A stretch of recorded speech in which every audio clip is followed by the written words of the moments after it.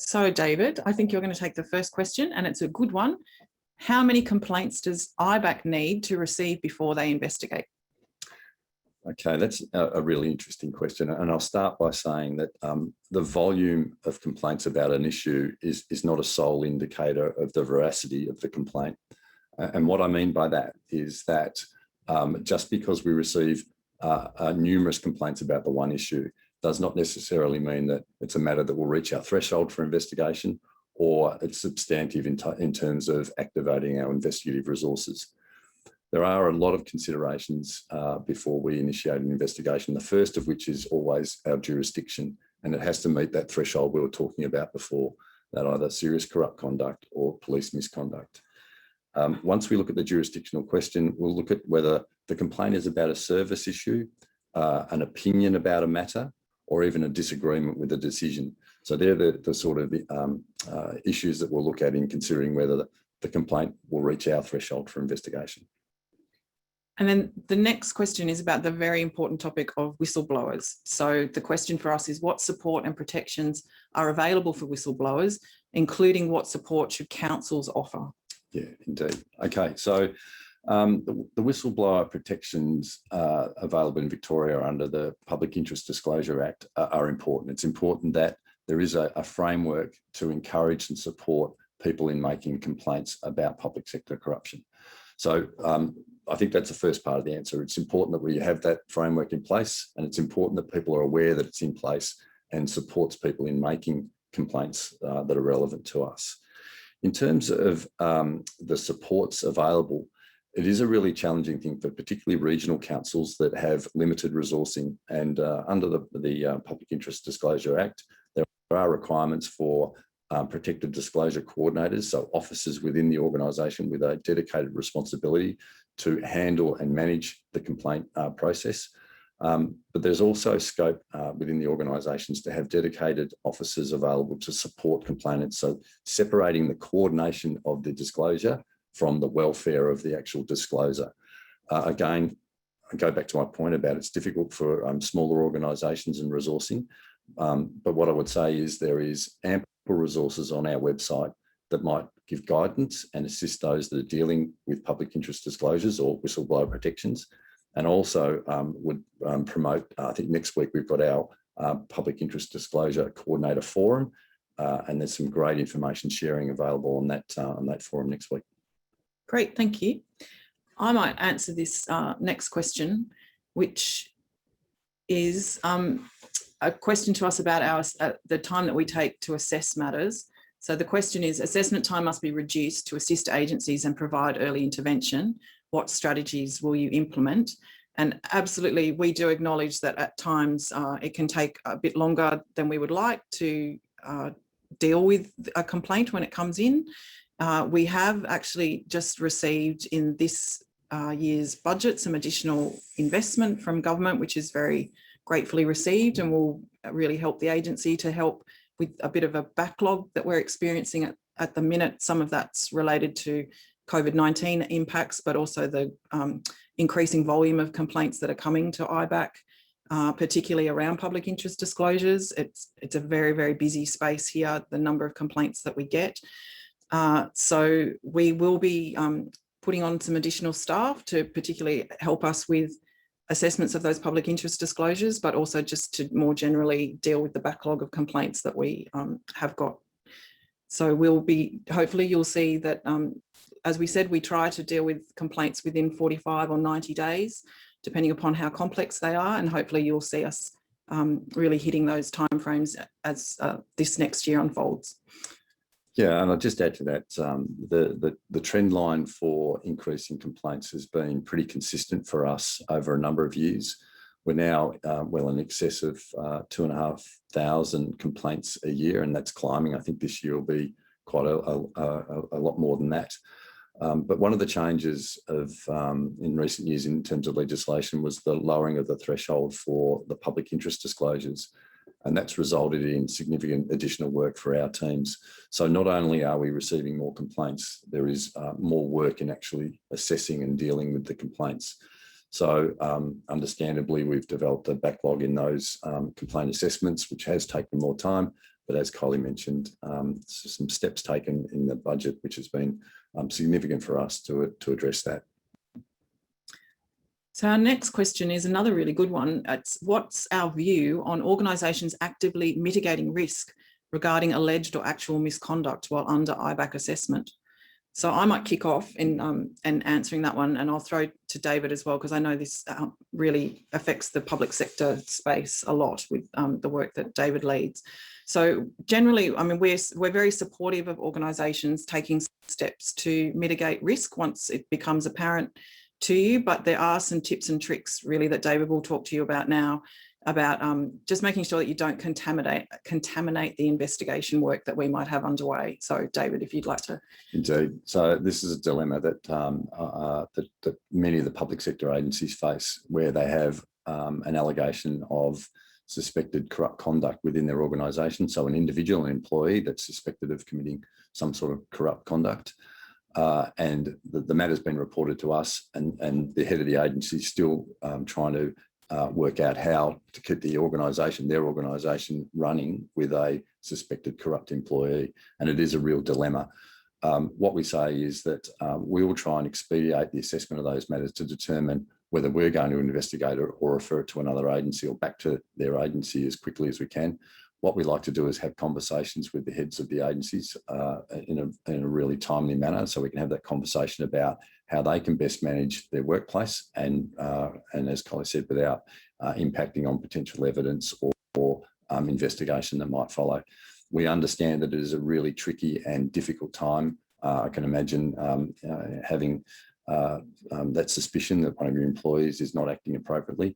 You want things to happen really quickly, but again, we've got to be conscious of not impacting on the evidentiary collection capability of an investigation that might follow.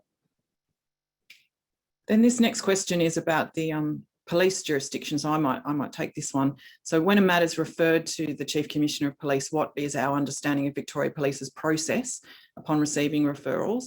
And like I said in the presentation, generally what happens is everything goes into Professional Standards Command, which is the main area in Victoria Police that deals with police misconduct matters.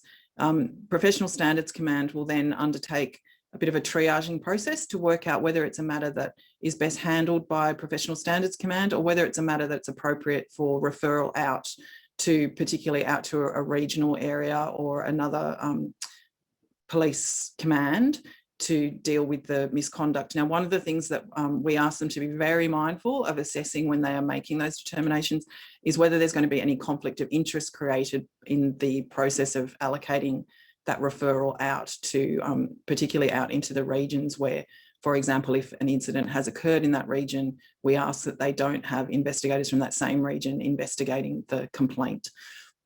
And there's many complaints that we refer, as well as Victoria Police receives many complaints. So it's a very busy space. And we keep in very close contact with Professional Standards Command about the how they're going with those complaints, either that we're referring or that they're handling.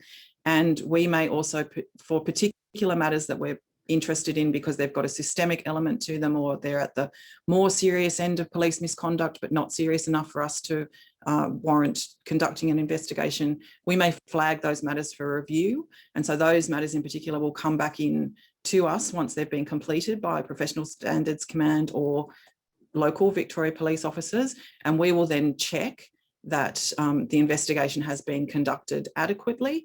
And through that review process, if we find any deficiencies in the investigation that's been undertaken within Victoria Police, we will raise that with Professional Standards Command.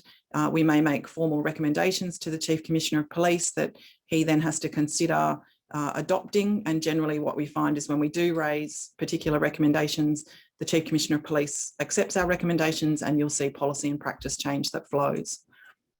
So hopefully that's a pretty comprehensive answer. Comprehensive, but also very quickly described explanation of a very complicated jurisdiction. So the next question is a good one for you, David. Does IBAC have a policy or staff for dealing with corruption in rural public sector entities? Okay, so IBAC's jurisdiction is clearly statewide, so covering the entire state of Victoria. And I'm assuming that's the question, it's whether we have any specific policies or regional staff. The answer is no, we don't have staff based in regions, but we certainly do have a full state jurisdiction. And I think we released a report recently on corruption investigation into a regional health entity in the western region of the state. In saying that, there are some challenges, obviously, with distance sometimes, and it might slow the cycle of our investigation. But we have operations right now that are looking into elements in the north of the state. So we're certainly adept at following through and investigating in the remote and regional areas of the state.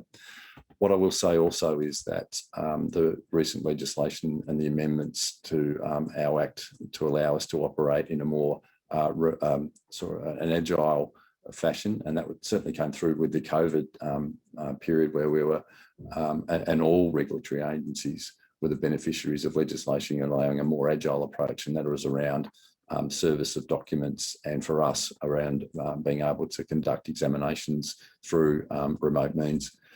That was of great assistance, and that of course helps us with our investigations in regional areas. So no specific policies. We don't have regionally based staff, but we certainly do have a responsibility which we execute on a regular basis. So our next question demonstrates that somebody's been reading our Act. And the question is, what happens with information that is shared with IBAC under Section 56 information sharing provisions? Yeah, indeed. So again, we've talked at length about a complaints process and how we treat formal complaints coming to the organisation. We do have the provision to seek or receive intelligence through our website portal, and also seek information from other agencies which are referred to as through Section 56 of our Act. Now, that information may initiate some internal work around our intelligence gathering. We might look at it from a strategic perspective. We may develop it up into an own motion investigation, which will initiate our investigative resources, or we may use it for broader intelligence that might inform a theme or some of our prevention and education work that might be underway or in the pipeline. So I think the overall answer there is we do receive a lot of intelligence and information. We do have provision in our Act to do that. We might use it in a whole range of ways, but the important point is that we do use it. It's not wasted. It always goes to help and assist in one format of the work that we do. And this is another question, I'm afraid, David, that I think I'm going to throw to you, because it's asking for a bit of a update on our reporting relationship between the OIVC, the VI, the LGI, and other integrity agencies. Great. It's a great question. This question often pops up about our relationship with other agencies in the integrity system and how we communicate with them, and how we share information, and whether there's coordination, whether there is a formal reporting arrangement or informal reporting arrangements. So what I can say is that we're very focused on ensuring that public resources are used appropriately. We all know that the integrity system is challenged in terms of resourcing, so we have to make sure that we are complementing each other in our work, so there's no crossover in the work that we do. There is, at a higher level, formal reporting, so transmission of information formally between the organisations, and that might be, as we talked about before, about formal referrals for investigation. But also at an operational level, there is constant conversations around intelligence or what we might be doing to ensure that that complementary work is progressing. Really important that, as I said, we're not crossing over each other. For instance, the local government jurisdiction is a really important example because of the role of the Chief Municipal Inspector versus the role that we have in the local government space. And there are some pretty clear crossover points. So it's really important that we communicate regularly to make sure that we're not impacting on each other and working on the same issue at the same time. Well, and so our next question is a really interesting one. So are complaints that concern foreign interference or cybersecurity risks or incidents that may have affected decision-making or procurement arrangements in local government in our jurisdiction? Yeah, interesting. So the answer to that is maybe.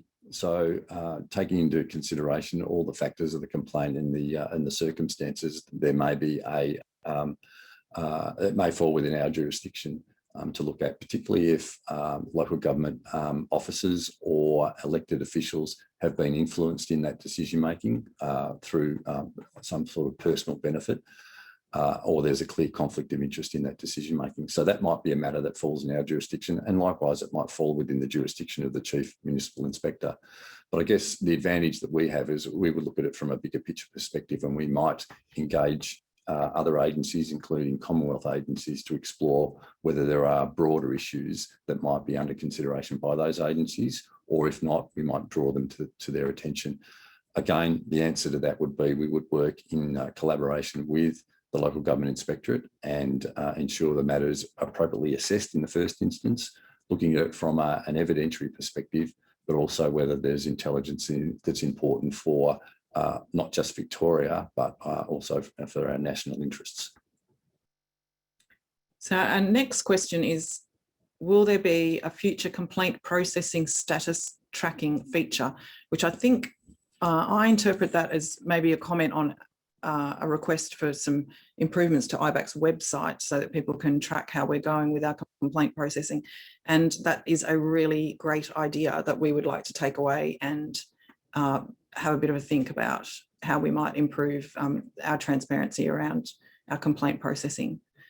Yeah, I think our systems and processes are always evolving as well. We're looking at ways of speeding up our assessment processes, and resources is one answer to it, but there's also systems that you can look at to make sure we're as efficient as we possibly can be. From a customer experience, that's something we're also focusing on as well. So a complainant-centric approach where the complainant is kept up to date more regularly, can see where their complaint's at, is regularly informed about the status of their complaint. I think that is a really positive direction to head. And I've seen examples of where you can track where your matter's at in a certain process. I've seen examples of that, and that's certainly something we're interested in looking at here. Okay, so our next question is about the police jurisdiction. So is there a clear threshold for reporting police misconduct, and what constitutes serious misconduct? And that's a really tricky question to answer, because I would say that the threshold is complicated in Victoria. In terms of what constitutes serious misconduct, it's things like excessive use of force, like I said in the presentation, breaches of human rights, we absolutely take very seriously. Disclosure of police information is another area where we do a lot of work in the serious misconduct space. It can also be things like improper associations may constitute serious misconduct. It's not a simple question to answer, because there's not just one sort of like long list of everything that I could say is serious misconduct. It can depend upon the context in which the misconduct has occurred. In terms of the clear threshold for reporting police misconduct, yes, there is a threshold for you can report to us, and also Victoria police officers have a duty to report police misconduct if they see it happening in their workplace, and that is then reported on to us as well. And then, as I said in the presentation, there's a bit of a triaging process between us and Victoria Police about what do we take on and what do we send back to Victoria Police. You may also be interested to know that this is an area where government is about to conduct a review. So there's a review arising from the recommendations of the Royal Commission into the management of police informants, into the police oversight space that will be kicking off later this year. And I understand consultation will be taking place shortly on that. So if you're interested in that very tricky area of how the police misconduct model works in Victoria, keep your eyes out for that review. So the next question is the question about referring matters back to agencies. So should a complaint be referred back to the agency the complaint is about? Do IBAC follow the internal investigation or review of the complaint? Okay, so The answer to that is a bit of both. So our first objective of our review is to ensure that the investigation into the matter has been complete, thorough, and has met the standard you'd expect of a public sector investigation. Part of that might be reviewing the actual complaint and to ensure that the elements of the complaint have been properly dissected and investigated at the level that would be expected. Now, often we find that there has been some problems at that front end where an agency has actually looked at the complaint in the first instance, and that then affects the investigation and the standard and quality of the investigation that's been complete. So we'll go back and discuss with the agency about how they've looked at the matter from the very outset and the completeness of the investigation. I will note that on our website, there's a terrific resource for to guide the conduct of a public sector investigation. It's a reasonably concise document that sets out the process and some of the key issues that investigators ought to look at. Very useful document for those agencies that don't have a standing investigations area within their organisation. And sitting behind that is a far more comprehensive document, which we can also provide. And this one's particularly relevant for the agencies that do have investigative resources and are looking for a more comprehensive document to guide or use for training for their staff. So there are resources available for the agencies, in addition to the work we do to come back and speak with them real time about a matter that they have actually investigated, and we've reviewed it on their behalf. Now, this is a question about whether we can expedite our work. So can specific complaints be expedited in their assessment where the corruption and subsequent loss may continue if the agency is to wait for our 30 or 90-day periods? Well, the short answer is yes. Yeah, it is. I did mention that. So the short answer is yes. We're very conscious, particularly with public interest disclosures and those mandatory notifications by the heads of public agencies. In those circumstances, those are already on a fast track, and we certainly look at those matters through the lens of what's the impact on the organisation and if the action needs to be taken within the organisation. And generally, we are talking to the heads of those public sector organisations very early on in the piece about any action they might take. And we certainly make ourselves available to have those conversations if it needs to be initiated from the other end. So often we do get calls prior to the complaint being lodged that sort of sets the scene for us, and we know that that's something we need to deal with quickly, and we might be able to provide that initial advice on what to do in the interim period. Yes, and similarly in the police jurisdiction, if we see a matter that is a very, very serious incident that has occurred and we're going to activate an investigation into it, we'll do that work with Victoria Police very, very quickly. So now this is a question about our focus areas. So every year IBAC seem to have focus areas they look into. Will IBAC further look into local councils and their relationships with advocacy bodies during elections and during day-to-day matters? This comes from a law student who's curious about this subject matter. So I guess the best way to answer that is, yes, that's of interest to us. Operation Sandon in particular is the investigation into the City of Casey Council. And that's revealed the interaction of interest groups, paid lobbyists, and proponents of particular projects and their interaction with the decision makers. So in this case, the councillors, but it also crossed over into the delegated officers within the council, and to a degree into the departments within the Victorian state government. So that's of interest to us about what that interaction looks like, whether the framework and the boundaries around that interaction are appropriate, and whether there's enough safeguards there to protect the community from activity that's not appropriate. One of the key interests for us is that transparency and ensuring that when a decision is made, it's apparent to everyone around what contact and what communication has been had with the decision maker, and if there are any other issues that might be influencing that decision. For instance, donations or constant communication with lobbyists in that particular project. So our next question is, do we have a jurisdiction to initiate our own investigations, or can investigations only come via a complaint? And yes, we do have an own motion jurisdiction, so we can find out about something through other means. It may be, for example, that the media are covering a story that has uncovered some public sector or police misconduct that hasn't come to us via the complaints channel, and we might pick that up and do an own motion investigation into it. We might receive intelligence in other ways as well, not just through the complaint jurisdiction. So the next question is, does a complainant risk any restrictions to freedom of, to freedom of information entitlements by making a complaint to IBAC? I'm not totally sure about the answer to that one. It's an interesting question. Yeah. Yeah. So the first answer that comes to my mind is no. It doesn't, us receiving a complaint doesn't restrict any other action the complainant might take apart from a requirement to maintain confidentiality.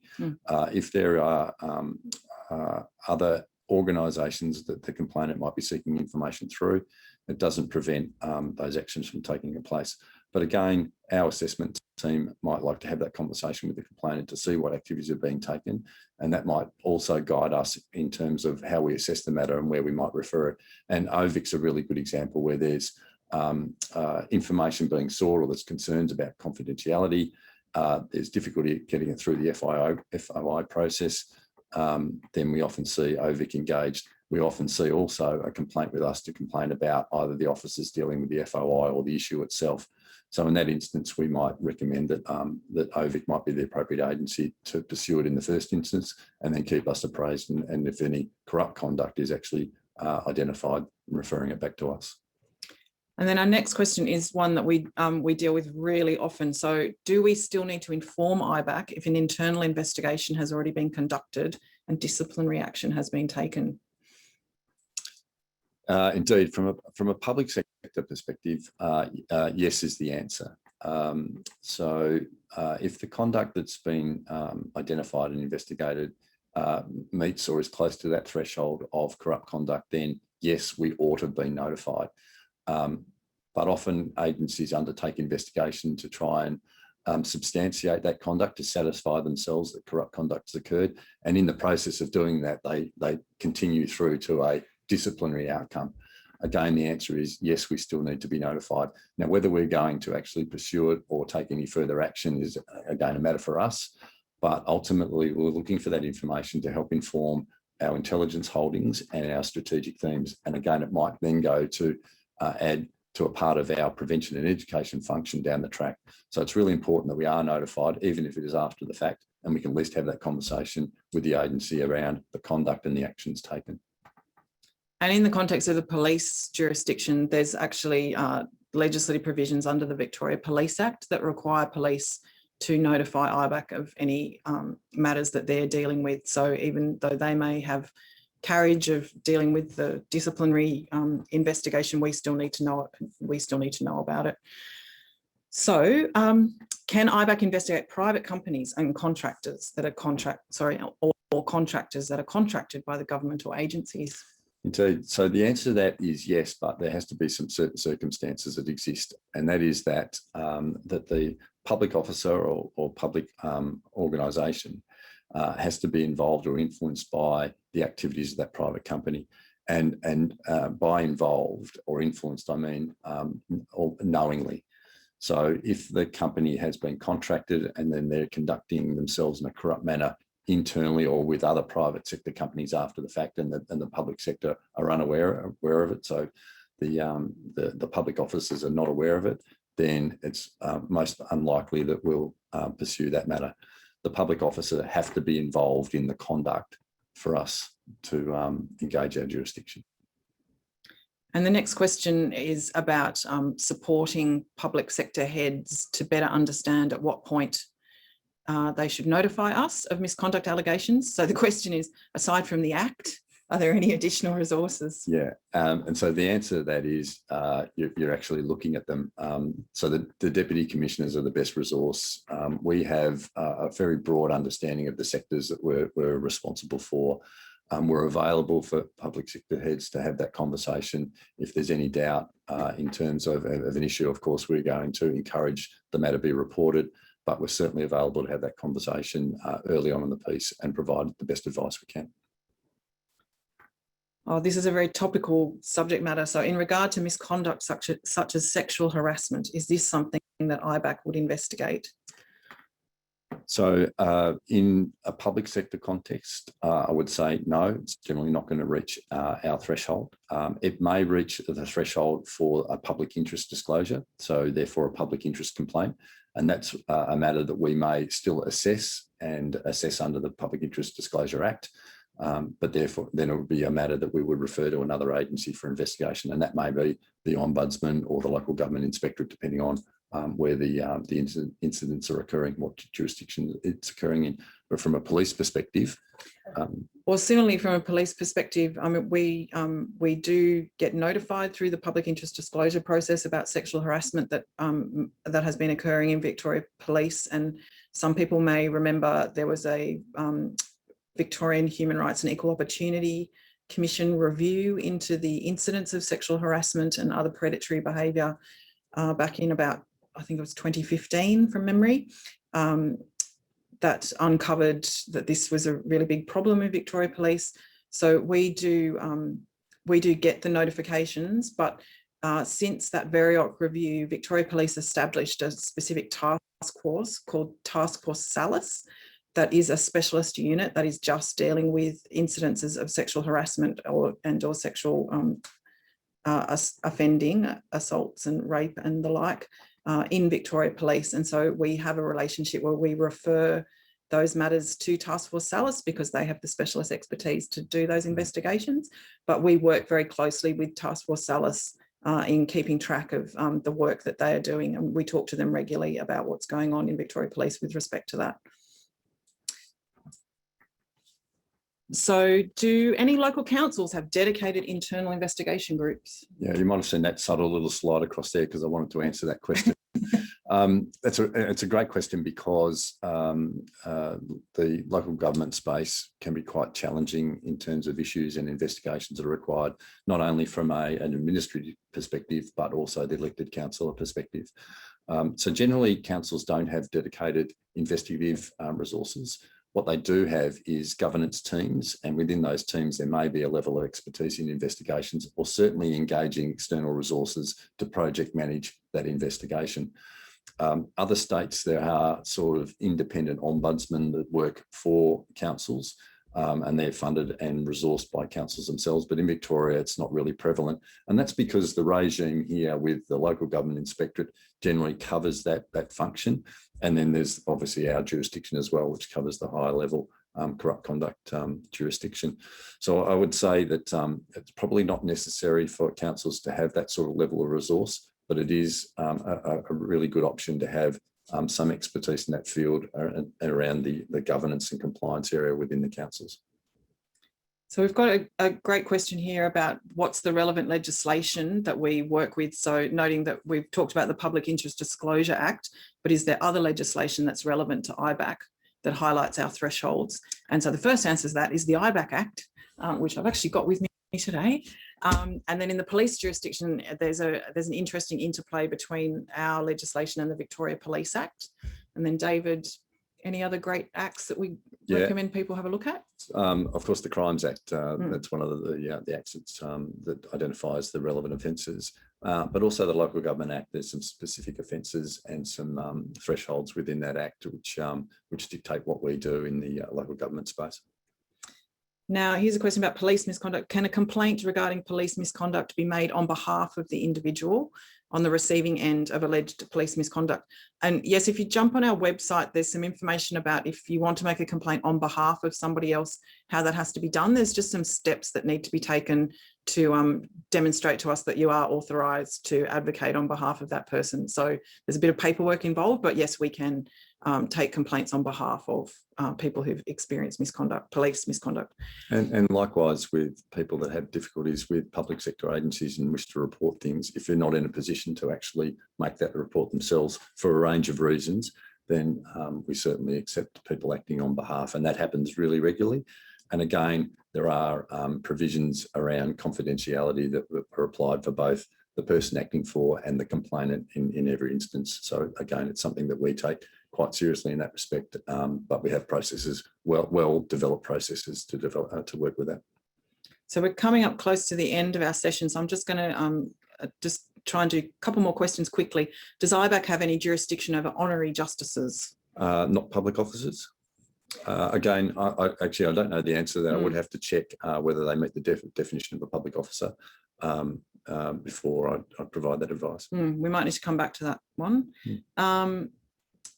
And could we provide advice about what constitutes detrimental action and what are likely outcomes of a report of the same? Yeah, so what constitutes detrimental action? So there's in the Public Interest Disclosure Act, it actually sets out what does constitute detrimental action, and that might be demotion, dismissal, improper treatment in the workplace, exclusion from opportunity, exclusion from a workplace of work teams. So I'll refer you to the Public Interest Disclosure Act for more details around that. So that's our time's up today. The final question that we got asked was, what's great about working at IBAC? And I'd say everything. And I'd particularly like to encourage anyone who's interested in thinking about a job at IBAC to watch out for announcements that are coming soon about new job opportunities that are coming up with us, because we are looking for new, exciting, talented people to come and join us. So on that note, thanks for joining us today. If you'd like further information about IBAC's work, visit our website. We also share information via Twitter, LinkedIn, and YouTube, so check out those channels too.